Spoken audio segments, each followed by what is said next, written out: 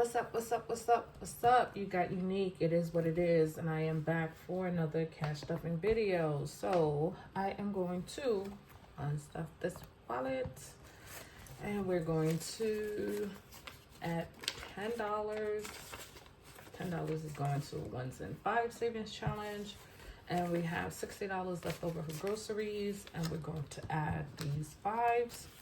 We have 5, 10, 15, 20, 25, 30, 35, 40, 45, 50, 55, 60, 65, 70, 75, 80, 85, 90, 95. $5 short of 100. So 160 minus 5 would be 155. There you go. Because I'm not about to just count all of this over. See, it's 60 plus 95, 155. So we are putting $155 in my wallet for groceries / eat out. And I was eating out a little bit, but it's fine because I will be making sure I eat in the house the next week and a half because I am going to take a little trip. So I'm trying to make sure I eat in the house the next few days because I'll be eating out on my trip. So for tips, we have 5, 10, 15, 20, 25, 30, 35, 40, 41, 42, 43, 44, 45, 46, 47, 48, 49. So we still have $49 in here for tip money. And we still have $40 in here for toiletries / household products. And then we have 1, 2, 3, 4, 5. We still have $100 in here for beauty / this is just beauty money. Nails, pedicure. Not here because I just got my hair done, so I'm not getting my hair done for a while. So this is just for pedicure and my nails. So whenever it's time to do a refill. So I try to do my refills and my pedicures together, so that way I get it done and don't forget, because I'll forget.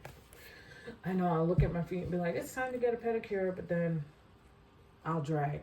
I don't know why I do that, but I do. So now we are going to add $10 to the ones and five savings challenge. And we have, this is September, so we have until November. So we still have another month and a half to go before I count this up. Can't wait to see what this adds up to. Last year was over $485. I think I saved up in ones and fives is $485, which is part of the tip money that I am using in my wallet. And whenever I go away, that is the tip money that I utilize, is the money I get from this. So I decided to try to utilize the money that I am saving in cash so that it is used for something specific. So gifting, we are coming up on revealing what this is for, because I decided to give the person the gift for Christmas. So it's going to be for Christmas and their birthday for next year. So I'm adding $30 in here for gifting. And I know what it is I'm giving her. So it is her. I am going to reveal who specifically this is for. But I asked her, she said yes, that's what she wanted. So that's what I decided I'm going to do with part of the money. So not the whole money is going to go towards the gift. Part of the money is that I'm going to continue stuffing this. So that way next year I can give a gift of some, a really kind gift to someone else. And I won't know who that is until the time comes. Or maybe I might give 2 Christmas gifts to, the person I'm giving to, and maybe somebody else. So I am giving $10 to outings, and I have been using this pretty much lately. I've been pulling money out of it, so I'm happy this is getting utilized, because I don't want cash to just be sitting in the house. I really don't. If it's for a specific reason, that's fine, because like YOLO, I know this grew pretty big. It grew to $1,400 before I pulled money out for my birthday gift. So my birthday trip, I should say. I grew this to $1,400. It was $1,400 before I pulled money out. So it was on its way to $1,500. Having $1,500 just sitting in cash in the house, to me, does not make sense. That money can go into a high yield savings account, which I already have 2 high yield savings accounts. and I would rather the money go in there and sit in there. So when I'm not utilizing this money and it's just sitting here, it doesn't make sense to me. So because I know I'm going to pull the money and utilize it for something specific, I'm fine with it growing to that amount, knowing that it's not just going to sit in the house. So it sat in the house, grew to about almost 1,500. Then I pulled money out, and now it's down to a couple $100s.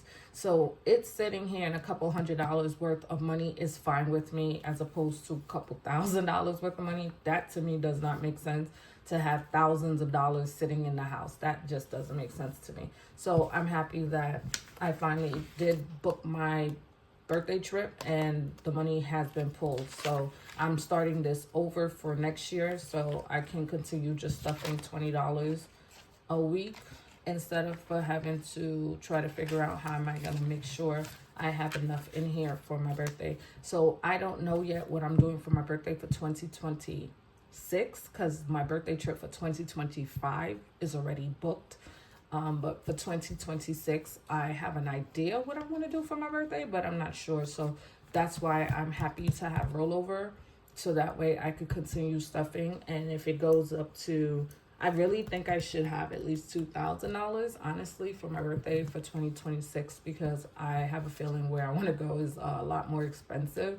So I'm going to start looking into that birthday plan when we get closer to January, because my birthday's in January. So once I get closer to January, I'm going to already start looking for the following January for my birthday trip. So that way I can get the best pricing. If you don't know, when it comes to traveling, the best way to get the cheapest pricing is to book at as much in advance as you can when it comes to almost any trip. So if you are taking a trip like somewhere where it's more expensive that people like to go, let's say an Africa trip.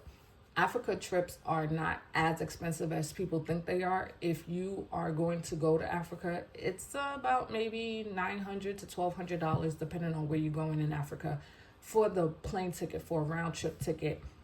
If you are going to do a trip to Africa or somewhere like that where the plane tickets are more expensive, you can book them more in advance, and then you would get a better deal. So if you are trying to go to Africa, let's say you want to go to Africa in November. If you want to fly November, that probably be a better month to say, let's look 6 months before. So 6 months before November, start looking at tickets and see what the pricing are. Now, I would never advise anyone to travel in December, because December is one of the most expensive months to travel in, maybe due to the holiday, Christmas. I'm not sure exactly why, but I know for a fact it is the most expensive month to travel in, opposed to, I think, the summer months. If you want to travel, August is more of an expensive month in the summer months, and if you, depending on where you're trying to go. So just a little helpful advice. If you have anything to ask about traveling, because I do travel a lot, if you want any videos on tips and tricks, I would love to, help anyone out. But that was my little tidbit. Hope you liked it. Hope it's useful. Laters.